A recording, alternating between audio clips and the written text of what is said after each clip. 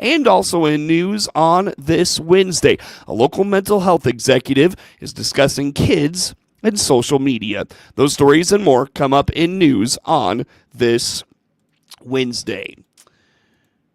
All firefighters are mandated to do training, but one local department goes above and beyond. On the WHOW First Responders Road Tour Tuesday, Clinton Fire Training Officer David Dallas told Regional Radio the training process for their firefighters has only gotten better and more in-depth to prepare them for any possible scenario. Well, it used to be a long time ago, you'd join and they'd show you how to wear an air pack, put on your gear, operate the hose, and you go in and put a fire out. And it's so much more than that today. We put people through basic firefighter training. We just got through with the class not long ago. It took us almost a year just to do basic firefighter training. So new guys that they get on, we try to teach them everything that we can teach them. And there's so much more nowadays. It's not just fires. We train them on the fire stuff. We train them on EMS. There's specialized rescue. There's hazardous materials, and I could go on the number of things that we'd have to train them on. Like I say, it used to be not so much training, but now if I were to add up everything that we need to train on, we're looking well over 1,000 hours of training that we would need just to handle calls that we might get called to.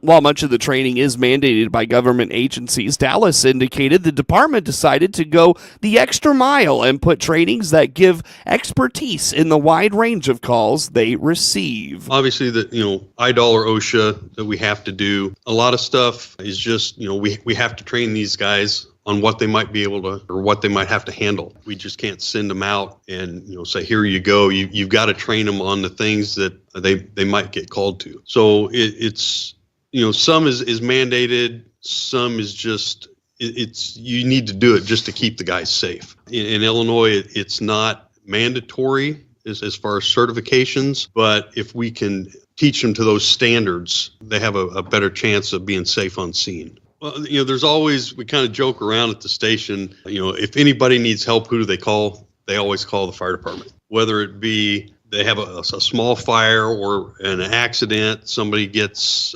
stuck in a piece of machinery. We've even got calls for cats and trees. People joke about it, but we have had those calls. So, it's, you never know what you're going to get called to. And that's kind of what makes this job so great is, it's not boring. Every shift is different. Every call is pretty much different. So it keeps you on your toes, just, not knowing what you're going to be going to next. The fire department is constructing a new training facility that will greatly expand all the scenarios they can run through. Dallas explains this is another way they can make sure the department is prepared for anything that comes their way. A lot of it is just kind of touching on the basic stuff.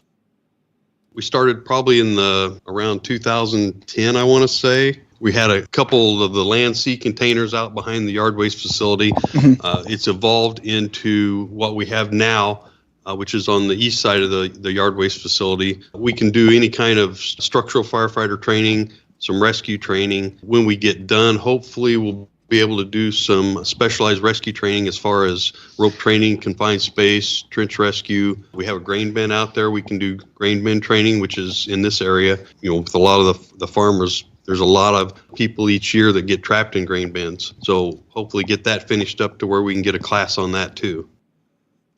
Firefighters are going through constant training from basic skills to stay sharp to more specialized scenarios they could come across in town or in the more rural parts of the county. A lot of it is just kind of touching on the basic stuff that we would teach them in a basic firefighting class just to keep them refreshed on their skills. We might throw in some additional stuff if we get new pieces of equipment. We'll train them on that.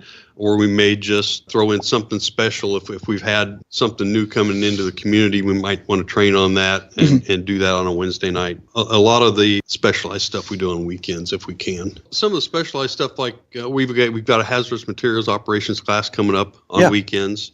later on in the year. Hopefully we'll get some vehicle extrication training. We'd like to do some of the specialized rescue stuff. Hopefully like what we call man versus machine class, where if somebody gets trapped in a piece of machinery, we can get them out of that. And then we also train on different aspects, or like I may train, an officer class, kind of show them some of the things that they need to be doing. A good thing coming up, looking into solar energy. So we may have to train on that, maybe some electric vehicle training. We've done that before. And hopefully before long, our training facility will be a little bit more progressed and finished. And when we're done with that, we can train on just about everything we need to train on as far as what we might get called on, provided we can get out there and work on it, weather gets nice, and start getting it finished up.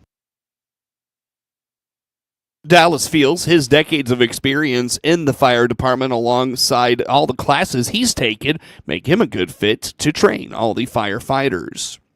Like many organizations and businesses, the Clinton Fire Department struggles to find new recruits. On the WHOW First Responders Road Tour Tuesday, Clinton Fire Chief Stephen Page told Regional Radio about 70% of the nation's firefighters are volunteers. This can be useful because it means many firefighters have different skills to apply to a given situation. About 70% of firefighters across America are volunteer status, whether they're true volunteer, paid on call, or a variation of that. So pretty much no matter what community you live in, odds are they're going to have a volunteer department. It's kind of fortunate in the way that you get people from all walks of life that are firefighters. Given that we go to different calls of any nature, it's kind of handy if you got an electrician around and you respond to a house that may have a hot electrical smell. You can lean on their knowledge. Myself, I'm a heavy equipment mechanic during the day, basically. So if we go on calls that, maybe somebody's stuck in a piece of equipment, or maybe it's on fire and we need to figure out how to, make the equipment safe, we've got good experience in that. So you can lean on them for that. Relying on volunteers has its drawbacks, according to the chief. He says although their skills can be useful, it can also be difficult to find people who are willing to give up their time to serve the community. But it does make it hard to find people to have the extra time to give up. A lot of the recruitment is by word of mouth. The guys that are here, most of them all enjoy it. So they're out talking to their friends or coworkers or maybe neighbors, other community members. And that's how we get a lot of the applications, just people wanting to make a difference and give back. We have about 28 paid on call. Pretty much we're always looking for people. We've got people that if they want to join and only do the fire side, we can do that. If they only want to do the EMS side, we can do that. If you have nurses or other medical professionals that just want to help out on the medical side, and get them the training to be first responder and have them help out that way.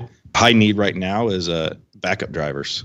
We're kind of hurting in that department, but if you've got people around that are truck drivers or school bus drivers or things like that where they're already used to driving the bigger vehicles, we can teach them how to drive a fire truck. We can teach them how to run the truck, pumping it, run the electrical on it, and that sort of thing. The license through the state is a Class B non-CDL, which is pretty easy to get. And then on the fire side of it, there's a fire service vehicle operator that talks about the legalities of driving a fire truck, lights and sirens, Right. all that sort of stuff. And then there's a fire apparatus engineer that goes into the pumping of the trucks, all the hydraulics and that sort of stuff. So there's, the Secretary of State side to let you legally drive the vehicle, and then there's the fire side of getting you the knowledge that you need to do so. The chief says the most challenging part of being a firefighter can be balancing your family job and helping the department. However, the most rewarding part is getting to serve the community and possibly save lives. It's definitely the balance of, your family, work, and here. Everybody's busy. Especially, now everybody's working maybe at least a full-time job and might have couple part-time jobs. We are fortunate enough that you're paid hourly while you're here. So that definitely helps out. But having an understanding family that lets you leave. I know my wife's been left at restaurants before when first alarm comes out. It's very important that even when the firefighter joins that you understand the whole family is really making a sacrifice when they're joining, being able to help somebody in their time of need. We've had we had a serious accident a couple of years ago, some kids in the car accident, and seeing them talk, walk, play sports again is just a miracle. And Yes, those kind of things really will keep you going and know you're making a difference and keep training. That way you're able to handle it. If you're interested in helping out at the fire department, visit clintonfire.org or stop by the fire station at 118 West Washington Street in Clinton. New Farmer City manager Taylor Baxter calls it drinking out of a fire hydrant, trying to keep up with everything going on in the small DeWitt County community. One of the long-running endeavors that is taking a lot of time and effort from several parties is the establishment of a grocery co-op. Baxter indicates in his time recently he's been getting to know about the process and what's happening now. Yeah, I had a good conversation with Laura Anger and Kurt Homan. So Kurt's with DCDC. He's on all the time. I have a really good relationship with him, and he really just started the introduction with Laura, and they came over here and just presented their vision and what Laura's really thinking about with this grocery co-op. And you're right, this has been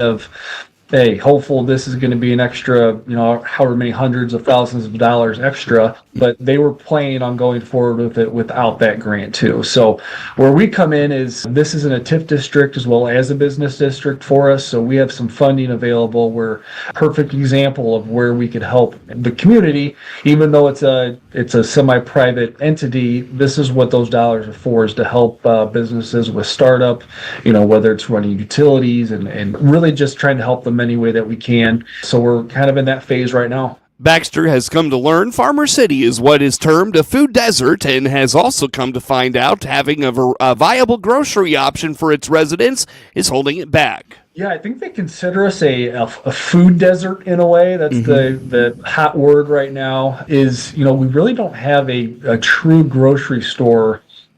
I mean, within 20 miles, I would say, and I could be wrong on that number, but you have to go outside of town to go get groceries. And we do have a Dollar General, but those things are limited on what we're able to offer there. So there's three things that really point to a community being viable, livable. People want to be there, and it's thriving. You have your own police force through the city. You have access to health care, which we do. We have both of those. And lastly, do you have your own grocery store and access to food? And that's the one we're kind of missing right now. Again, this is such an important thing. I mean, just getting access to food and locally grown food. It's not just your typical grocery store. This is going to be locally grown fruits, vegetables, meat, a little bit different, but just having access to that here in town would be huge. Listeners might remember Baxter served as the city administrator for the city of Clinton for a couple of years before leaving for Farmer City for a similar role. Social media has been around long enough now. More and more research suggests youth exposure to social media has few, if any, benefits. One local mental health executive is picking up on this. Tony Kirkman is the executive director of the Piatt County Mental Health Center and is diving deeper in the topic and is finding there's strong evidence that kids and social media are just not a good mix. I was talking to you about a book that I had read currently reading by a social psychologist by the name of Jonathan Haidt. It's called The Anxious Generation. It was suggested to me actually by one of the clinicians here in the facility. And it was a book written last year that's looking at how specifically social media and the rise of technology directly correlates with the increase of depression and social anxiety that's being exhibited by our youth. And really, the author is targeting the ages between 9 and 15. The author, he's making a couple points, just kind of sum up 300 pages pretty fast, is parents should not allow their children to have cell phones, particularly smartphones, until at least the age of 13, that they should not be allowed to be on social media until at least the age of 16, preferably 18, and that we should start doing a better job of regulating social media and internet access. The author is saying this. They're saying that we seem to be going counterproductive. Like, we are, as parents and as a culture, putting all of these safeguards around our physical world. So, we've done away with the monkey bars, we've done away with the merry-go-round, everything has shredded rubber chips, and you can't go outside because you're going to get assaulted by everybody. But we've allowed no restrictions on the virtual world. And so the author is saying, which I thought was interesting, is there are all of these physical rites of passage showing that as a young person transitioning to adulthood, everything from a bat mitzvah to a quinceanera to driver's license to able to vote, all of this. But when a person logs on to the internet, as long as they click a box saying, I agree that I'm over 18, we're all the same age. So they can gain access to the most perverse, sexualized information that somebody in their 60s, 70s plus has access to. Yeah. And so that's really the biggest driving part is the author is saying, limit our social media, increase more protections online, and interestingly enough, allow our kids to have more free play, to imagine, to make mistakes, to build social cues, all of that. One thing Kirkman encourages parents to model is the behavior they want from their children. He indicates if mom and dad are on the phone all the time, the kids will likely do the exact same. Absolutely. At this age that your children, my children are at, is we're more of kind of the player coach now. We're not just the authoritarian. We are modeling appropriate behavior. And so when we try to instruct our kids to do something that is actually counter to what we're behaving, it becomes problematic. So I'm just as guilty. I'm on smart devices and whatnot. We've tried to implement a few rules that are in our household. So we have a parking lot for our cell phones, and when we come home and it's time to eat dinner, we park our phones, and nobody has access to those phones during the lunch or the dinner time. Kids they're not allowed to have phones in their rooms at night. I leave mine on just because of the nature of work, but one of the things I've been thinking through, Seth, that I need to probably do a better job of is I probably need to go through my cell phone and start turning off all my notifications. What a horrible model that I am setting for my kids if they're in the middle of a conversation and all of a sudden I get a ding. Oh, is that really more important than what my child is trying to communicate to me? Probably not. For parents who want to regulate what a child is consuming, Kirkman encourages doing so and remembering that while a child has their right to privacy, you are the parent charged with protecting them. Ways that kids obviously, Instagram just asks you, are you 13 or older? And all you got to do is say yes or no. There's no verification for that. I found that there are photo libraries that kids can get that duplicate as a calculator. That's why it's extremely important to I tell my kids when I hand them their cell phone, this is mine. You don't pay for it. Mm-hmm. It's my contract, and I am allowing you to use my phone, and I have access to my phone anytime I ask of it. So we have the monitoring stuff, and I look at it irregularly, but I also think there's Ronald Reagan said, trust but verify. And that's kind of how I behave is like, I'm going to give you some trust, but I will check occasionally to hold you accountable that you're going to use this tool in a very responsible way. Get more information on all things Piatt County Mental Health Center by visiting PiattMHC.org or follow them on Facebook. News time is 28 minutes after 7 o'clock on this Wednesday. We'll wrap up the morning show newscast next. It's time to celebrate winter. This is Scott Baum from Baum Chevrolet Buick in Clinton and Farmer City. Yes, we have extra savings on all new Chevrolets this month to celebrate the winter season. See our inventory of Chevrolet Trailblazers, Blazers, and the all-new Chevy Trax. We also have a larger, redesigned 7-passenger Traverse and a good selection of 24 and 25 Tahoes. See our winter celebration savings at BaumChevyBuick.com. Right from the start. News time is 28 minutes after 7 o'clock here on this Wednesday. Again, I'm Seth Lawrence with you folks today for this expanded local newscast. Time now for a look at this morning's obituaries. 82-year-old Thomas L. Spencer of Clinton passed away February 20th at Carl Foundation Hospital in Urbana. Services for 82-year-old Thomas L. Spencer will be at 11 a.m. this morning at Calvert Funeral Home with Pastor Daryl Howard officiating. Burial will follow at Oak Park Cemetery in Clinton with military honors. In lieu of flowers, memorials can be directed to the Tom Spencer Memorial Fund in care of Karen Woolridge. News coverage brought to you this morning by Baum Chevrolet Buick in Clinton, your Silverado headquarters, and the morning show streams to Facebook and YouTube. Brought to you by Peterson Insurance, your Pekin Insurance agent in Clinton. A look at sports comes your way next. High school basketball postseason is in full swing. Girls on the way to sectionals, while the boys begin regional play. Those stories next. With SRN News, I'm Rich Thomason. It was a close vote, but the House did manage to pass a massive budget bill, one that advances President Trump's priorities. The bill includes $4.5 trillion in tax relief and a couple of trillion in spending cuts. The U.S. will be able to mine Ukraine's vast store of rare earth minerals under a profit-sharing deal worked out between the two countries. Ukrainian President Volodymyr Zelensky expected in Washington on Friday to seal the deal. Republican Congressman Byron Donalds running for governor of Florida, hoping to succeed Ron DeSantis, who is prevented from seeking re-election because of term limits in Florida. Doe's chief Elon Musk will be on hand today as President Trump convenes the first cabinet meeting of his second term.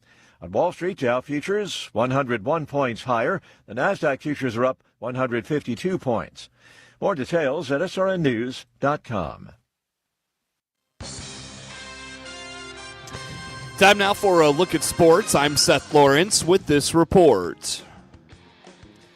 High school basketball postseason in full swing last night in Class 1A girls sectional semifinal action. From the Arcola sectional, it was Decatur St. Teresa over Salt Fork 38-32, and Effingham St. Anthony toppled Arcola 45-34. From the Midland sectional, it was Roanoke Benson over GCMS 50-29. Class 2A girls basketball sectional semifinal action from Tuesday.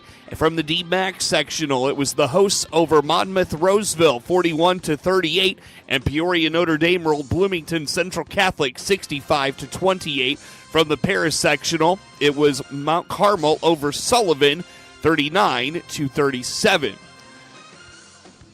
Class 3A girls basketball sectional semifinal action from Tuesday. From the Chatham-Glenwood sectional, Mahomet Seymour downed Rochester 54-32, and Quincy Notre Dame outlasted Decatur MacArthur 62-53. From the Ottawa sectional, Washington got by Galesburg 55-47, and Morton downed Ottawa 59-46. Class 4A girls sectional semifinal action from Tuesday. From the in Normal West, part of the Alton sectional, it was Pekin over Normal Community 47-39. Class 1A boys basketball regional semifinal action for tonight. From the Bushnell Prairie City sectional, Delavan battles Rushville Industry at 7:30. Tonight from the Chrisman regional, Tuscola takes on Martinsville at 7:30. From the Danville-Schlarman regional, Fisher takes on Georgetown La Salette at 7:30. Tonight from the Leroy regional, it's Leroy taking on Streeter Woodland at 6, followed by Hayworth and St. Anne at 7:30. Tonight from the Illini Central regional, the hosts take on Midwest Central at 7:30. From the Milford Regional, Lexington battles Cisna Park at 6, followed by GCMS and Kankakee Grace Christian Academy at 7:30. Tonight from Central A&M, Arcola takes on, or rather tonight from Central A&M, Arcola takes on Bethany Okaw Valley at 7:30. From the Mount Pulaski Regional, Catlin Salt Fork battles Decatur Unity Christian at 6, followed by Mount Pulaski and Argenta Oriena at 7:30. Class 2A boys basketball regional semifinal action tonight. From El Paso Gridley, EPG takes on BCC at 6, and Tri-Valley battles Normal U-High at 7:30. Tonight from the Hoopston Regional, PBL takes on Hoopston at 7:30. Tonight from the Meridian Regional, St. Joe Ogden takes on Maroa Forsyth at 6, followed by Warrensburg, Latham, and Shelbyville at 7:30. Tonight in Tremont, Clinton takes on Peoria Manual at 5:30. Hear the action right here on WHOW and all our digital platforms. 7 o'clock, Tremont takes on Peoria Notre Dame in Tremont. From the Westville Regional tonight, Tolono Unity takes on Fithian Oakwood at 6 o'clock, followed by Monticello and Westville at 7:30. Hear the action on 95.9 FM, WEZC, and at DeWittDailyNews.com. Class 3A boys basketball regional semifinal action tonight. From Champaign Centennial, Decatur MacArthur takes on Urbana at 6, and Champaign Central takes on Champaign Centennial at 7:30. Tonight from the Dunlap Regional, Morton takes on Galesburg at 6, followed by Metamora and Dunlap at 7:30. Tonight from the East Peoria Regional, Peoria takes on Limestone at 6, followed by the hosts in Peoria Richwoods at 7:30. Tonight from the Mount Zion Regional, Mount Zion takes on Danville at 6, followed by Decatur Eisenhower and Mahomet Seymour at 7:30. Tonight from the Springfield Lanphier Regional, Lanphier takes on Springfield Sacred Heart Griffin at 6, followed by Chatham Glenwood and Springfield High at 7:30. Tonight from Springfield Southeast, Lincoln takes on Southeast at 6, followed by Rochester and Taylorville at 7:30. Class 4A boys basketball regional semifinal action tonight. From the Normal West Regional, Normal Community battles its crosstown rival Normal West at 6 o'clock. Tomislav Ivicic scored 15 of his 22 points in the first half, and Illinois recovered from its beatdown at the hands of Duke by downing Iowa 81-61 Tuesday night. Kylan Boswell